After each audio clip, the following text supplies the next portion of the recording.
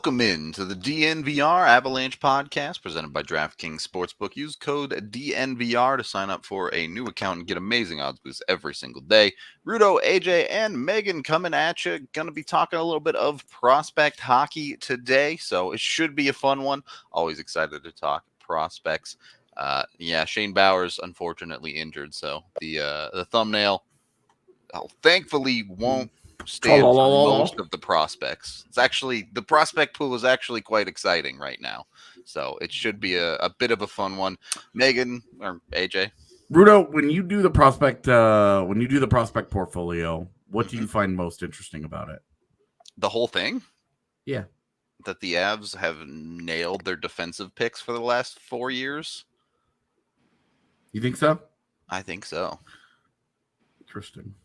Like I'm trying to think of the last bad defenseman they picked. Josh Anderson. It's Anderson, yeah. I knew. Yeah, I know. but you look at it and like, okay, they picked Makar and Byron fourth overall. Whoop-de-doo, they hit those. Great. But Justin Barron looks good. 27th. You have Drew Helleson as a second rounder. You have Sean Behrens, who we're going to talk about. And even a guy like Zaravyov late in the sixth is, looks like a pretty solid guy. So. I mean, Nate Corman got an ELC, and Nikki Lieberman is at least a decent hockey player in the NCAA. Yeah, we'll see if Lieberman ever gets an ELC, but it's definitely interesting just to see that it looks like they've, outside of the Anderson pick, that the Avs look comfortable taking defensemen right now. Yep. It looks like they have honed in on certain traits that they like, and they're identifying them well. Connor Timmins, too, I didn't even mention, but... Yeah, right. Already forgot about Connor Timmins. He's gone hurt again, out of sight, out of mind, right? Yeah. I can't even talk about it, man. It just bothers me so much. It bothers me on like a spiritual level. All right. Well, instead of talking about Connor Timmins, Meghan, you went to DU over the weekend to watch a couple of their games. They won both their games against Western Michigan, correct? That's right. They swept Western Michigan.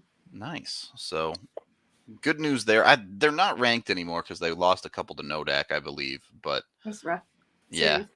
Yeah, but I wouldn't be surprised to see them back ranked again. Their offensive side of the puck is it's strong, to say the least. So... Yeah, it was a high-scoring game. Yeah, they put pucks in the net, that's for sure. We'll see about the defensive side, but we'll also see about the Avs prospect down there in Sean Behrens. I know you had the chance to talk to him. First of all, everyone in the chat, if you haven't read her article yet, which you probably haven't, go check it out on the DNVR because it just posted earlier this morning. It posted like 10 minutes ago. Okay. So you definitely haven't read it, Chad. All right. I know you haven't read it. I know.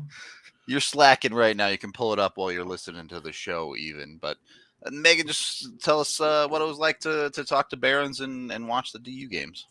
Well, I found it really helpful to watch the games first. I did the interview the following Tuesday before practice, but I at least was able to see the series against Western Michigan beforehand. And it was really helpful because I got to see what kind of player he is ahead of asking him some questions. And that helped me to shape what kinds of questions I asked him, just because it was kind of the perfect series to learn more about his game because it was really undisciplined. And I talk about that in the article. DU was the more disciplined team. And so I got to see Behrens on the power play a whole heck of a lot. And that definitely is where he seems to shine the brightest. Something that also he's utilized on both the power play and the penalty kill. And I don't really go into the penalty kill in the article as much, but I did talk to Coach Carl and Sean Behrens about that a little bit more.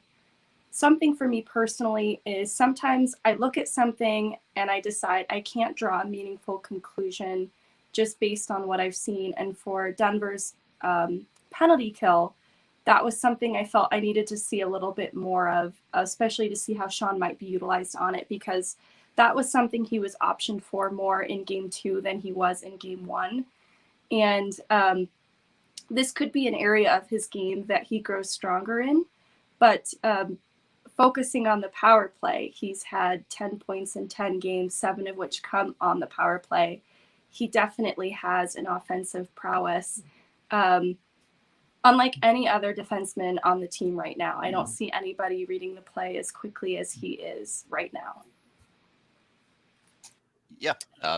It is interesting to see, a freshman getting that much opportunity on special teams, I think. At a program like DU especially, Yeah. like if a top prospect, like when Makar went to like UMass and there wasn't anybody else an abundance of yeah. talent just sitting there already. So it's interesting that Behrens is already getting utilization on both special teams unit as a freshman. Yeah. And two, as you mentioned, the highest scoring defenseman on the team. It does seem to be settling into a type. I don't know if you want to make a player comparison. Obviously, we generally make comparisons based on style more than anything because we're bad at projecting hockey players. But but 10 assists. All of his points have been assists so far this season. No goals. Has that come up at all? So I did ask him about areas he wanted to improve on in his game. And one of the first things he mentioned was his shot. And I think that was his way of addressing that he'd like to find the back of the net himself rather than just being a playmaker. Something I noted in his game, too, that I think might explain this is he plays very unselfishly. And I think he takes stock of the play unfolding around him and sees a better scoring opportunity in passing it to a teammate than taking the shot himself. And I think he's reading the play correctly there, too. I think that person generally does have a better shooting lane available to them when he's sending it to them on the power play. These are people like Carter Savoy and Bobby Brink, and so they know what to do with the puck just a little bit better. But if his shot is something he'd like to work on, I think that it's just in due time that he's going to find the back of the net himself. Yeah, I mean, using his teammates for sure. Savoy has 10 goals on the season, so he knows what he's doing. Yeah, there's definitely a little bit of a connection there, to say the least. So great to see that he's fitting in well. How does he describe his own game when you talk to him? He describes himself as a small puck-moving defenseman, definitely with an emphasis on his offensive capabilities. And something that comes up in both how Carl describes him and how he describes himself is using his brain and using his feet to move the puck, to read the play. And I definitely think his hockey IQ is what shines as well, because something that comes up generally when talking about Behrens or seeing what kind of prospect portfolios have been built about him leading up until now is his speed. And there's concern about, for a player his size, is he as explosive in his skating as he should be or could be? And I think he describes his brain well because it's his brain and the way that he's able to read the play as quickly as he can that actually grants him speed. He's able to position himself sooner because he's reading the play ahead of everyone else around him. Okay. So he's smart. He's very smart. Yeah. I drew this comparison in my head earlier because he would remind you of, if we're comparing him to a student who is in a gifted and talented program growing up because they just have a natural instinct and intellect. They're the type of student who doesn't have to study very much ahead of a test because they have the material locked in so well. But when they begin to take things to the next level, what needs to happen is they begin to develop flashcards and complete study guides, and that's how they end up taking tests in the end. And I think he acknowledges that, like that student that was originally in the gifted and talented program, his hockey IQ will only take him so far. There are some elements of his game that he needs to fine-tune as well in order to take things to the next level, like a student that naturally succeeded in school now needs to begin making flashcards. Yep. Interesting. I do like that comparison, especially for a kid who took the Team USA to college route. Did he talk about the benefits of going to DU or why DU at all? He did a little bit, and it wasn't, the frame of reference wasn't like, I chose you over this path for this reason. It sounded pretty solidly like DU was always the choice. He even finished with, this was 100% the right decision. A lot of because of the tradition of DU being a hockey school, and the defensive system that's in place at DU aligns with his game specifically. It sounded like he was keen to come to Colorado generally too, like this is a state he wanted to be in. I know in the Yeah. in the article that you draw a comparison to Will Butcher, which I think is pretty apt because size-wise they're pretty similar.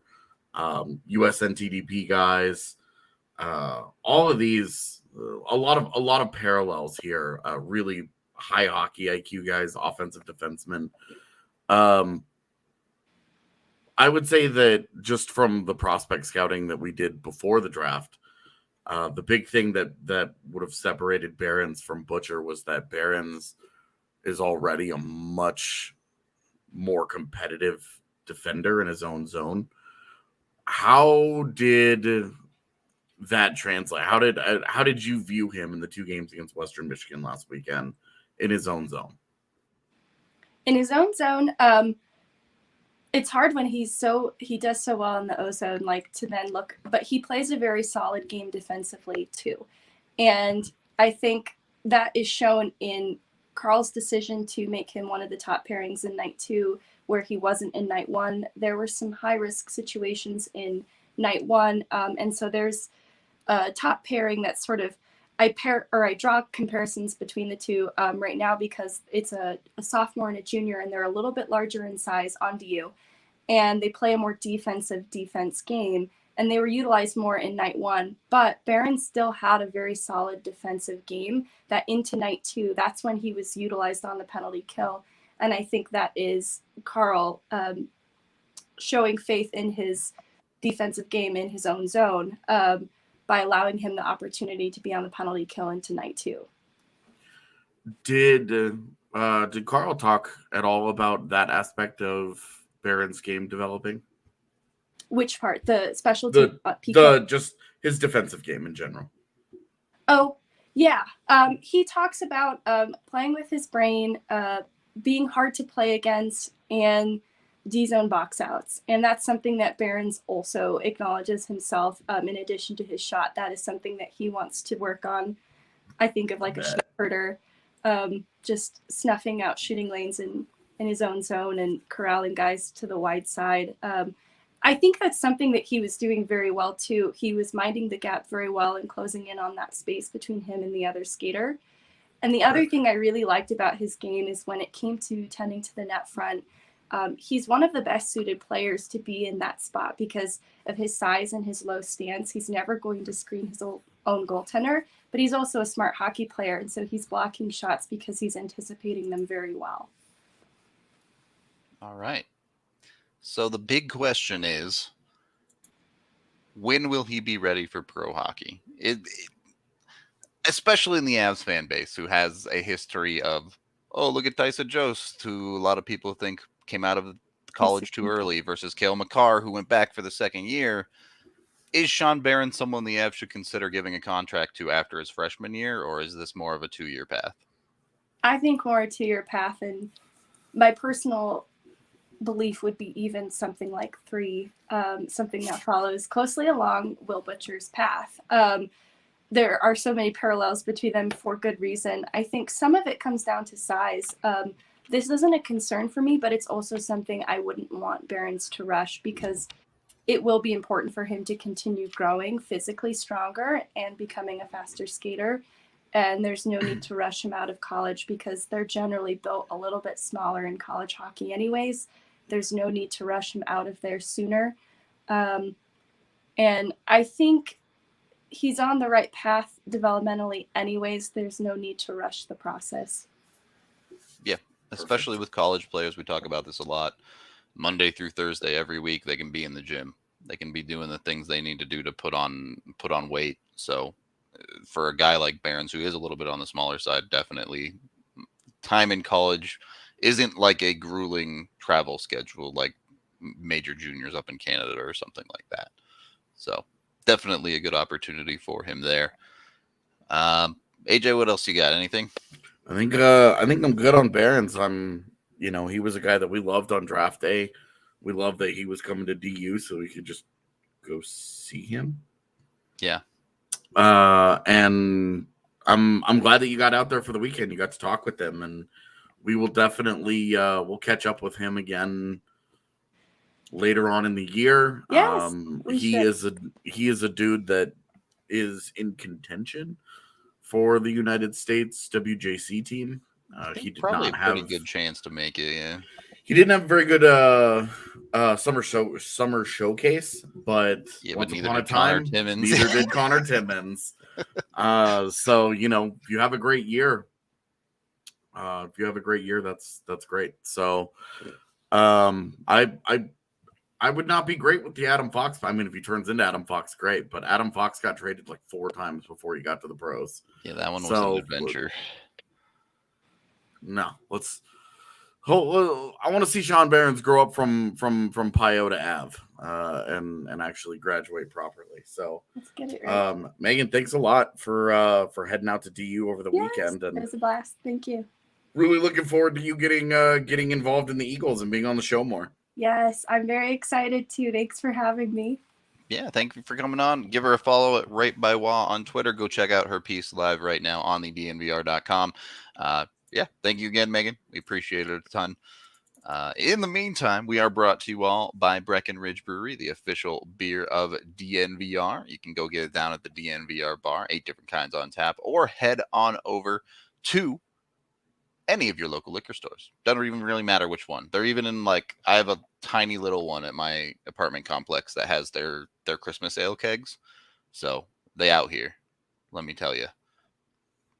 Got to buy one eventually. I haven't gotten around to buying a keg yet because a keg is a lot. But I tell you, it's easy to find Breck Brew stuff, but if you're trying to look for something specific, use that Breck Brew locator. Exactly. It is super, super, super useful because when I was trying to find all the different things to bring to Canada last summer, I couldn't get all of the Breck Brew stuff that I wanted in one place, so I had to go to a couple different places. And the Breck Brew locator was. Oh, you want this type of beer? It's right here. Yeah. So and luckily, I live in suburbia, beer's everywhere, right? So It was really easy. It was just I've got to go down the street to this one, and then I've got to go down the street to this one, and then I've got to try this one. Especially Colorado. Colorado's got some liquor stores, man. Yeah, they don't play. There's places just called liquor. So get your Breck Brew. Check out DraftKings. Once you've got a little liquor in your system, loosen yourself up, make some good bets. Hopefully you bet as well as we did the other night because we kind of crushed it on the Avs game. I think everyone hit at least one bet. Blaze and Jesse, I think, hit almost all of their bets. So rolling in the money a little bit on that one. If you sign up for an account with code DNVR right now with DraftKings Sportsbook, all you have to do is bet $1 on any NFL game, and as long as either team scores a point, you get $100 in free bets. So jump on that one. 1 point is all you need, which is, I guess, as long as you who got shut out last week? I forget. One team got shut out. Don't bet on them. Bet on everyone. Oh, it was Seattle, right? Yeah. Russell Wilson got shut out for the first time in his career. Don't bet on Seattle. Everyone else will score a point. It'll be just fine. So do that on DraftKings. Get $100. You can bet on whatever you want once you got the $100 in free bets, whether it be darts or, actual sports. No offense, darts players. But you can bet on it. So jump on it. Head on over to DraftKings Sportsbook, download their Sportsbook app now. Use the code DNVR to get that $1 for $100 option when you sign up. You must be 21 or older. Colorado only. Other terms, restrictions, and conditions apply. DraftKings Sportsbook is an official sports betting partner of the NFL. And, of course, if you have a gambling problem, call 1-800-522-4700. When you make a little bit of money, now is a great time to sign up for an annual DNVR membership to get all of our hockey coverage. Not only do you have Megan's piece that came out this morning, you also have our guy, Jesse Montano, out in Seattle right now. Just tweeted out about Byram being in a no contact for Avs practice, so he is at least skating. Got that going for you. And of course, he will be live at the game and all of that other stuff as well. So go give Jesse a follow if you haven't.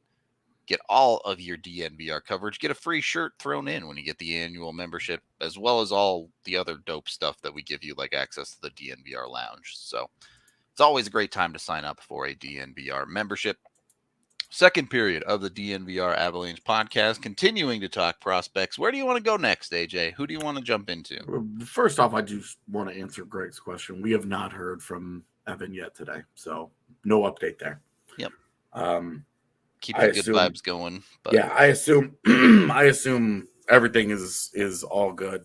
Yep. They've got a busy day, so Twitter updates probably low on the list of things. I don't know that updating us is going to be really high on that priority list right away. But if we do get any kind of good news, obviously we'll pass it along for sure.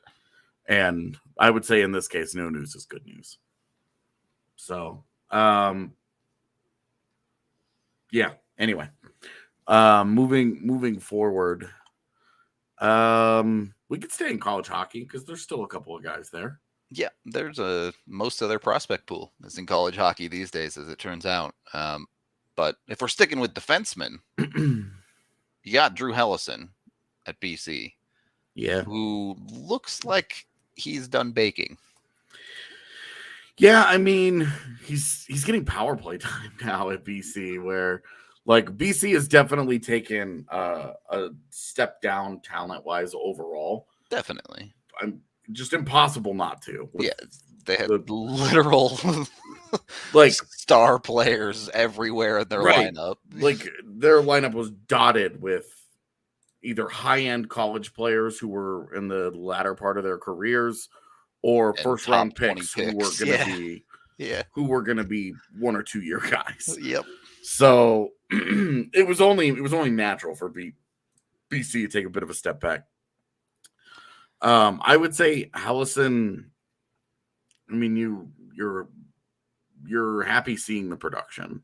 Yep. Like you're not getting too excited about it because if production for him is coming on the power play, you know that's not translating. He's not playing on one. He's not going to play on a power play in pro hockey. Like this is remember when Duncan Siemens was next to Stephen Elliott in junior hockey and he had like a 50-point season in his draft year and everybody was like, "Oh my god." And like I mean, it's less about the production that you're going to see in the box score and more about the fact that he does have the ability to consistently be an effective player in the offensive zone, right? Yeah. And we're seeing a guy that has developed the all-around skill set that you want. You know, when we talk about this all the time, the archetypes of guys when they get into the league, you're kind of one or the other. And there aren't very many like all-around guys, and if there are, they're usually superstar caliber of players. You don't usually get very many. Like look at Ryan Murray as an example. Yep. You know, kind of all around. He has some puck skill.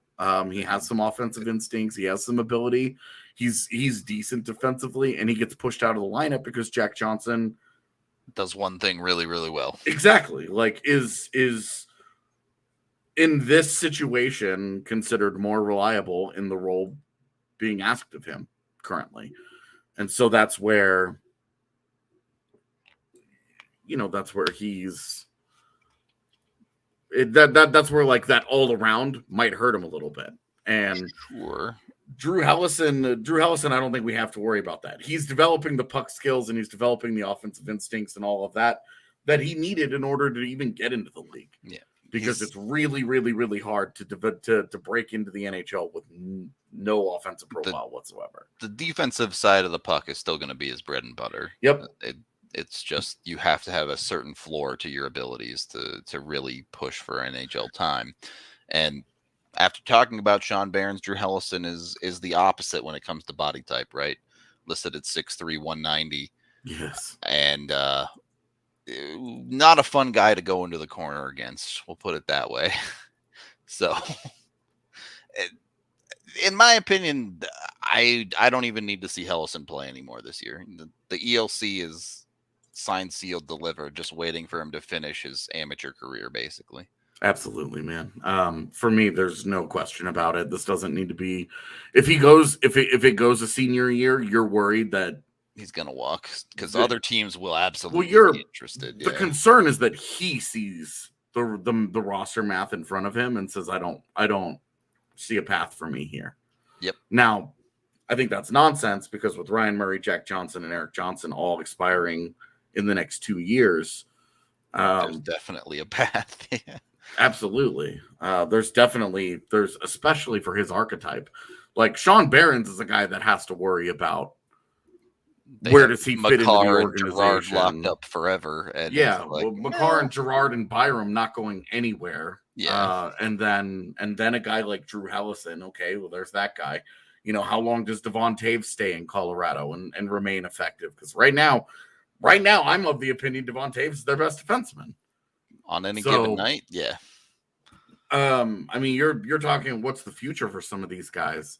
A guy like Nick Lieberman should walk. He should go. Now, I mean, a guy like Nick Lieberman should take any offer. That was going to be my point. If anybody gives him an ELC offer, he should say yes. Yeah. But if there's any kind of an indication that other teams would have ELC interest in him, he should take it. Like he should go. Yep. At the same time, the Avs have shown themselves able to develop offensive defensemen specifically. Yeah. So maybe you shouldn't be in such a hurry to bail. But anyway, with a guy like Helleson, there should not be any Avalanche related reason he goes back for a senior year. If he goes back for a senior year, it's because he said no to an ELC and he wants to get to free agency. Now, I have no indication whatsoever that that's the case. Sure. So I don't want people to take this conversation, start setting that boat on fire, and start turning it into, oh God, he wants to leave. But I will say, if he doesn't sign at the end of the year, it won't be from the Avalanche side of things. Okay. It'll be from the Helleson side of things. So, that's Helleson. Not even their only BC prospect anymore. Yeah. Got your guy over there too, my man Ambrosio. He's had a solid start to the year. It's not anything otherworldly, but 8 points in 12 games, 4 of them being goals. It's been solid. I think is a good way to put it. It's certainly been a uptick from last year, and it's about a second year. For some guy like this, it's always about the consistency. So it's hard to read into a ton through 12 games in the year. You want to see him keep up the production through the entire season. Last year was a little deceiving because they had so many guys at BC were off to WJC camps. Because you remember last year, WJC camps lasted a month because of COVID protocols. So BC was without all those guys. And so Ambrosio got to play way up in the lineup. And then, he was producing at a crazy rate that we were like, okay, this is going to stop.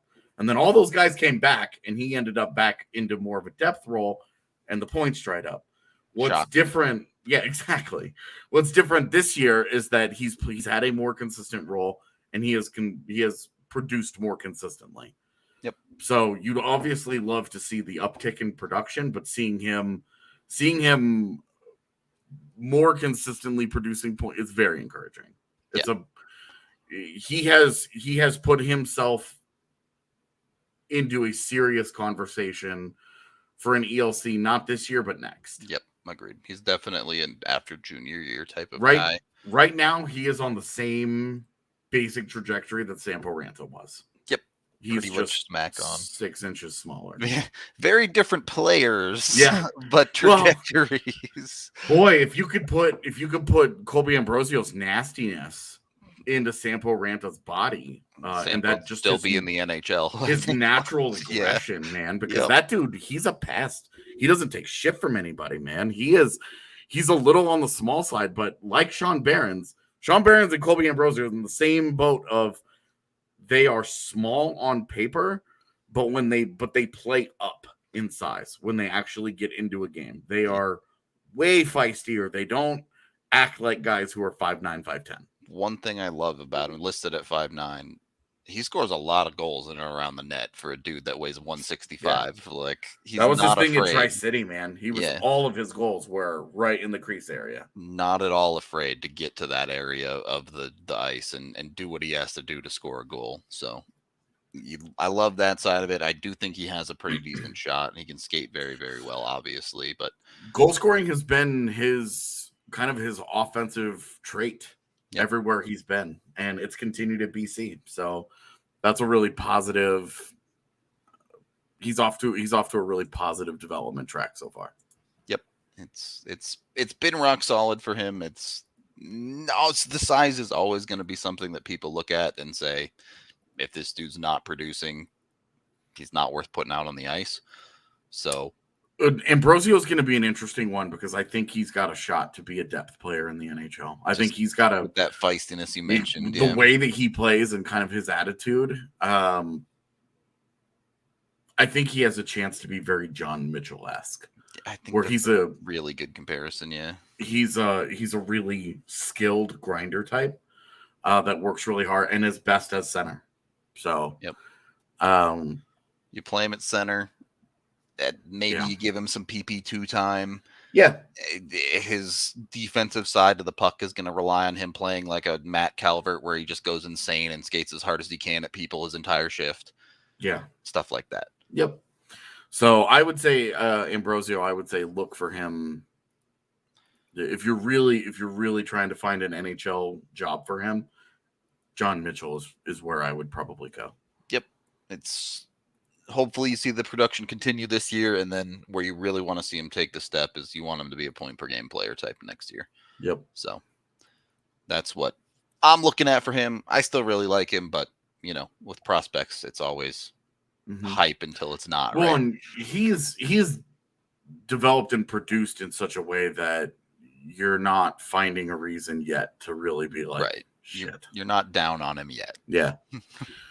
The hype continues. Like when Ryder Ralston got drafted, and I was hyped about it because I was like, oh, dude, this is a depth guy. Like he just, he's lacking some skill, but he's an awesome skater who can go and hit guys. And then he puts up like 4 assists in his freshman year. Then he was lacking a lot of skill. You're like, oh my gosh, this is a problem. I don't think Wingerli's gonna get. Yeah, I don't personally. The waiver claim of Knack, I think, kind of speaks to where their AHL depth is at, right? Yeah, I mean, Wingerli just hasn't done much for the Eagles. So it's hard to get too excited. He's clearly behind the guys who are, Meghan, Sherwood, Newhook, Sakura and Maltsev down there probably ahead of him. Yeah. Sakura and Maltsev are still there. When Martin Kaut gets healthy, that guy's ahead of him. Yep. If Shane Bowers were to get healthy, that guy would be ahead of him. So I think with Wingerli, it's tough sledding. Yep. He's got 4 points in 13 games, so it's not like he's earning a spot. When you look at Sakura's got 14 points in 11 games, and Maltsev's got 11 and 10 or something like that. Like those guys are leading the pack for the Eagles. So yeah, I know Ryder Ralston looks great this year. He's looked much better. Every time I've watched Nick Lieberman, I'm like, come on. Can't win them all. Yeah, well, I mean, for Carl Soderbergh. Anyway, I don't want to get mad. I don't want to get mad. All right. Well, instead of getting mad, get meat. I was going to get glad. I'm going to have Yahir kick you. Head on over to HassleCattleCompany.com. You can get 15% off right now with code DNVR15 during the holidays when you want to get your Wagyu beef burgers, your tomahawk steaks, your bone-in ribeyes, you name it. You can get whatever delicious steaks and other meats that you want from Hassle Cattle Company. Jump on that. It's 10% off during the not holidays, so now's a great time to buy with that 15% off. And if you order over $200, you get free shipping. So jump on Hassle right now. Then check out Green Mountain Dental Group. Make sure you're cleaning your teeth well. Sign up for a cleaning, x-ray, and exam with them. You get a free Sonicare toothbrush so you can take care of your teeth at home, just like they take care of them for you at their dentists. Super easy. super fast, and they're great at what they do. So check out Green Mountain Dental Group and get your teeth nice and shiny white. Of course, you can also get Chevalier Mortgage set up for yourself. Maybe you're looking to buy a home like me and it's absolutely insane. So you need a little bit of help there. And the biggest help is the fact that Mike is a certified financial planner. So instead of just finding you a great rate for a home loan that may or may not make sense for you, they will find the exact right home loan for what you are looking for and make sure it works with your entire financial picture, not just the house. You can visit them at dnvrmortgage.com, where you have a chance to not only get a free consultation from them, but win some free DNVR merch, or you can call Virginia directly at 303-257-6578. Even if you already own your home, with prices where they are at right now, it's creating natural equity. So if you have mortgage insurance, chances are you can refinance out of that and make this bubble work for you. Again, visit them at dnvrmortgage.com. Michael Chevalier, NMLS 1931006. Virginia Chevalier, NMLS 1910631. Third period of the DNVR Avalanche podcast, presented by DraftKings Sportsbook. AJ, should we go to the one prospect? Well, there's more than one, but the one prospect in North America that is not in NCAA hockey? Sure. Have you bought into the Oskar Olausson hype yet? Not really. Sure. Mostly because I said on this podcast that I fully expected him to go and destroy that league, yeah. Score 30 or 40 goals in the OHL. Because he's playing against junior goaltending, man. Yep. And like we saw him in the preseason. Yeah, beat NHL goaltenders. Yeah, like blowing some pucks by. Yeah, we're gonna get to Stienburg. We're getting there. Yeah. Don't worry. But with Olausson, man, this is kind of just a as expected. This is just given what his strength was. He's exactly as I had hoped at this point. Yep. Not a good or bad thing. It's all good. Guy has 54 shots on goal in 14 games. Yeah. I mean, if he can continue to score goals at just a little bit below a goal per game, great. Yep. Knock over my mic. That's how hyped you are. Yeah. Yeah, I'm good on Olausson. I'm encouraged by it. But I would say I have not bought into like this being all that meaningful beyond. Yeah, just because like that we know that his shot would play in the NHL now. Yeah, it's a great shot. So there's a whole lot of other aspects of hockey that need to get developed up a little bit, and we'll see how it goes. I really want to see him at WJCs. Yeah, that's for true. me. He's gonna be a top 6 player for Sweden.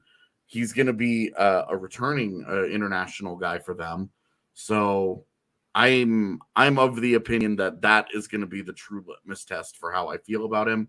I don't think that Olausson would have been better in the AHL this year because he would be playing bottom 6 minutes next to Jon-Luc Foudy, and I'm not going to do that.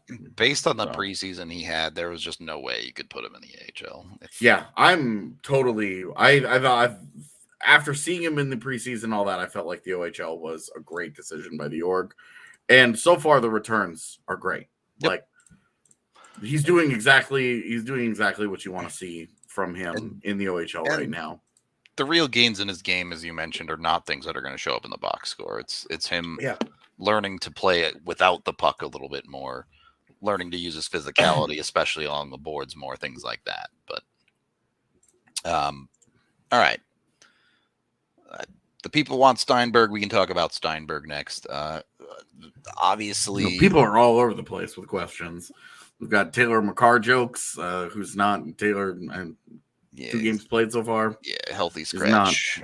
Is not in the lineup. Justin Behrens has been injured. Has been injured and has not. He's only played about half the Eagles games, so there isn't. There's not a ton to talk about. Yeah, there's not tons to get into there yet. So, and anyone who's played well, not named Maltsev or Sakura for the Eagles, has played for the Avs. So, yeah, I mean, like Jon-Luc Foudy has been solid in his role, but he's been interesting. I really do wonder. I know that he was part of the Eichel talks. Yeah.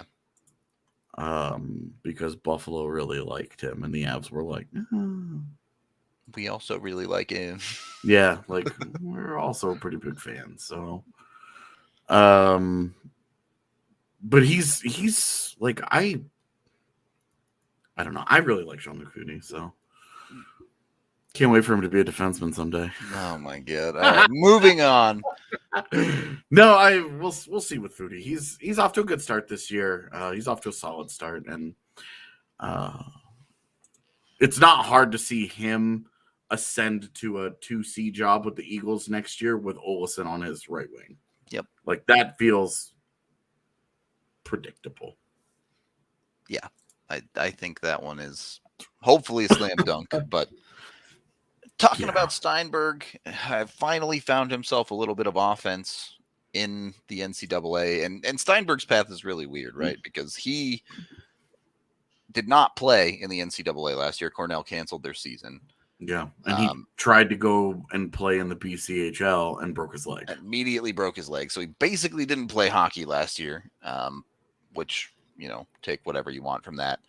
But it also means that he's still only a sophomore, according to hockey eligibility. He has this year and then 2 more years of college hockey if he wants. Yeah.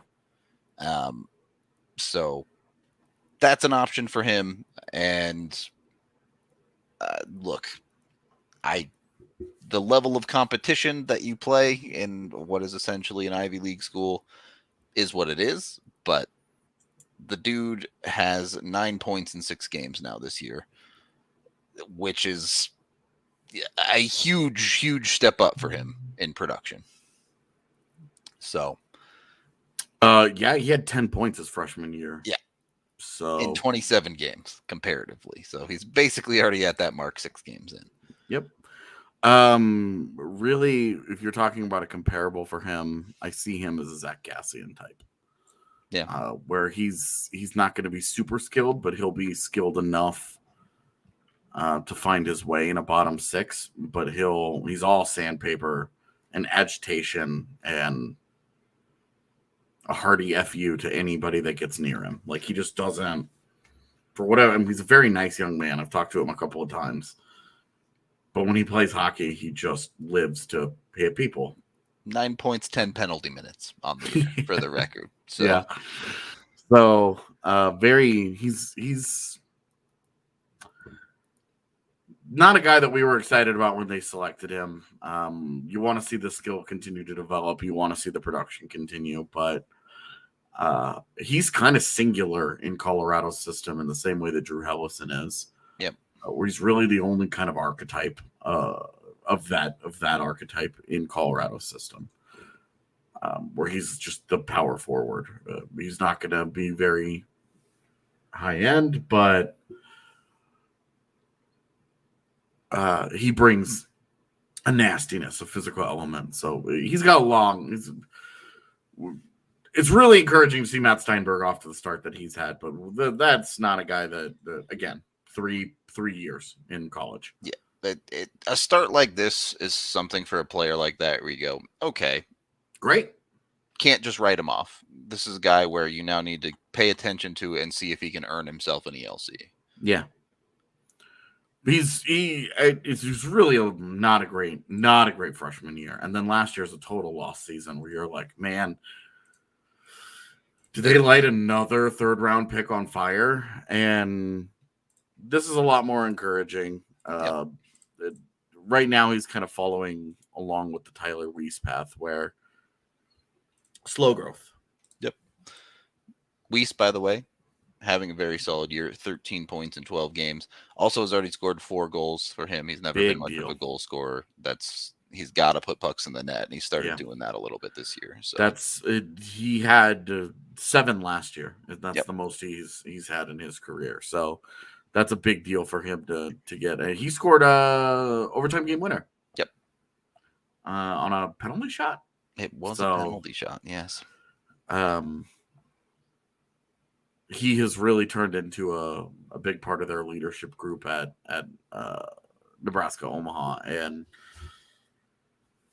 another guy where maybe the Avs have a lot of contracts and not a lot of guys on their reserve list, so that could benefit a guy like Tyler Weiss a lot, where they're just like, we'll see, yeah, let's try it. I don't know if it'll be the Avs, but I'm pretty comfortable saying some team will throw something at Weiss, I think. Even if he doesn't get an ELC, he should get an AHL deal. Something, yeah, right. He'll get some sort of an opportunity to play hockey professionally, whatever that may be. Yeah. But certainly, I'm hoping that he just continues the upward trajectory, man, because I love his skating. Yep. And I love kid to watch. He's a really fun playmaker. We've talked about the shot isn't great, kind of like with Foudy, but he's a really slick passer, and he's really creative and has great vision. So I'm... Wow. I've never actually seen him listed at his correct weight. Shout out College Hockey Inc. Have him listed at 145.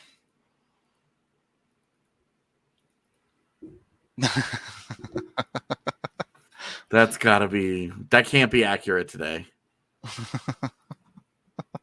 I totally believe that. His freshman year. Yeah, on day one. Yeah. If he's still 145, then he's got no chance. Yeah. He's going to show up in the AHL and get squished. Yeah. But. Yeah, it's cool.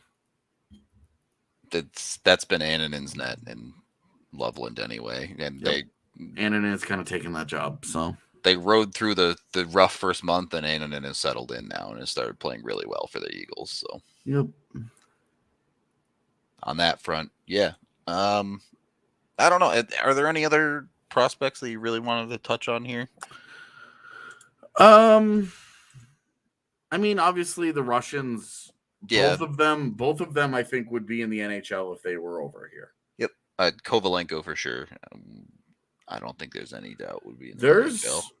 I will say there is more buzz about Kovalenko being willing to come over now than there was a year ago. Yep. But this has been back and forth with him, constant. It's nothing's ever for sure with the Russians, unfortunately. Yeah. When he was with Lokomotiv, it was a family thing, right?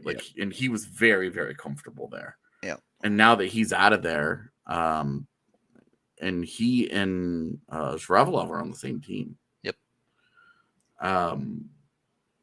That might be a thing. I know that the Avs have had interest in bringing Kovalenko over for the last 2 years. So, and he did get injured, but before that, he was playing his best hockey in the KHL this year by good margins. Well, and he was no coincidence. He was getting a bigger role. Yeah, significantly more opportunity. Yeah, before we declare Devon Taves dead because he's not at practice, I would say keep in mind that there have been a lot of maintenance days. Everybody and their mother. Gerard has been taking maintenance days every day. Yeah, so that's going to be do I totally believe that he could have gotten hurt in some way? Of course, but until we get actual word about it, I'm not worrying about it. Not out until you guys see how I make this mistake over and over and over in life, that I just don't worry about things that aren't real until they're real. Is that a mistake though? It's how I have to be, because I used to worry about stuff all the time, and all it did was stress me out. Look, my wife is the ones that worries about imaginary things, so I gotta worry about things when they actually are a problem. I'll say I don't want to throw Z under the bus and say samesies, but I will say Z is definitely, of the two of us, Z is definitely the one that likes to peer into the future and find the thing that I should be concerned about. Yeah, I'm just not going to waste time twisting myself into knots, figuring out worst case scenarios. I'll deal with it when it comes. Yep, that's how I am. Maybe this is a dude thing, and this is why we're Neanderthals. Yeah, we're just dumb. And why they run the world? We see things right in front of us, and we deal with that while they got the whole bigger picture to look at. Yeah. They're the ones. We're the checkers. They're the chess players. There we go. Yeah, perfect. That I could definitely buy. I'll stick to my checkers. I'm happy here. Yeah, king me. Okay, I think we're all good. There's really not a ton to talk about in the AHL. Let me just kind of throw this at you real quick. Non-pro prospects, because the things always get kind of muddied when you throw those in there. Yeah. Non-pro prospects, top 3 Avs prospects. Let's say, and when I say top 3, I mean guys that you think will have the guys that their NHL potential you are the biggest believer in today. I have to put Olausson at 1 just because I think the ceiling is too high not to. And then probably Helleson. I think if I had to pick a guy who I'm the most confident in getting NHL games, some point is Helleson right now of the Avs amateurs. Okay. And third, you could go with a number of dudes. Honestly, it's probably Behrens for me. Okay. You'd have the Russians in the mix too, but I hate to put them in the mix because you just never know if they're going to come over or not. Yeah. It is hard to... Well, and both of them are like role players. Right. They're not going to be like major points, but those are the 3 I'd probably go with. As much as I love Ambrosio, he's got a little bit further to go, certainly than Helleson and probably to a lesser extent Behrens. Olausson's probably the most raw, but again, I think has the highest ceiling. Yeah. Okay, so I almost agree with you. Minor difference, but I would also say Olausson, and then I would say Helleson, and then I would say Ambrosio over Behrens. And I like that. The biggest thing for me, my biggest concern with Sean Behrens is not a concern with Sean Behrens. It's a concern of how does he fit into this team? Yeah. Because like you look at a guy like Behrens and you look at the Avs long term, the one thing that they are flush in is even when you get into a Justin Barron, and Byram and Makar and Gerard and where do you need the puck mover? Where because if that's where a lot of his value is coming from, and he ends up being a weaker defender, he said, hey, his role model is Torrey Krug. Yep. If they get Torrey Krug out of that guy, awesome. Well, look, I'll tell you what you always say, AJ. Right now, the way the Avs defense is going, availability is a skill. All right. Yeah, true. Maybe Behrens can find his way into the lineup just because he's healthy. Yeah, it's true. Yeah, it's fair enough. But with Ambrosio, I just think that the center spot in the organization has become so much more valuable. Yeah. It's become iffy long term, and then Ambrosio just keeps growing into it a little bit. Well, as long as they don't get him to the AHL and then immediately move him to wing, which has been a trend for guys lately. But yeah, and it could be. I mean, and maybe, but and then I guess last question: how are you feeling? How are you feeling about Annunen these days? A lot better after the last week and a half. And you knew it was going to take some time. It is really nice to see him settle into it, though. Yeah, because those first couple of weeks, you're like, oh boy, this is not great. But we've waited 2 years for this. Come on, man. But yeah, he stepped it up quite a bit. Has won 3 of his last 4, I believe. In 3 of those games, he gave up 2 or less goals. So it feels like it's starting to come for him. Now he's just got to find some consistency. Yeah, the rest of the AHL, you've kind of already seen most of what it has to offer beyond Bowers and Barron, who are hurt, and then Foudy, who's on a little bit of a longer timeline. So, yep, it's kind of just where it is. Yeah, there's a couple other guys that we didn't really talk about. There's not a ton to say about them, but if you're really interested in it, go look at my prospect portfolio on the DNVR.com. Yep. If you want to see some highlights of those guys, I always throw a couple highlights into that article as well. So you can go get hyped on some of the sick plays that they make. But yeah, we're out of here for the day. Thank you, everyone watching, listening, however you consume the pod. We appreciate you all a ton. If you're watching here live on YouTube, we appreciate you being in the live chat. Be sure to like and subscribe to the video. That helps us out a bunch. But we are done for the day. We will be back tomorrow, both pre and post game, live from the bar. Also doing a watch along, so live during the game too. So be sure to tune into that. Stay tuned. Going to be doing some interesting stuff with the watch along. So keep your eyes peeled if you're a member of DNVR. We're gonna send some stuff your way. Yep. But till then, we'll talk to you all later.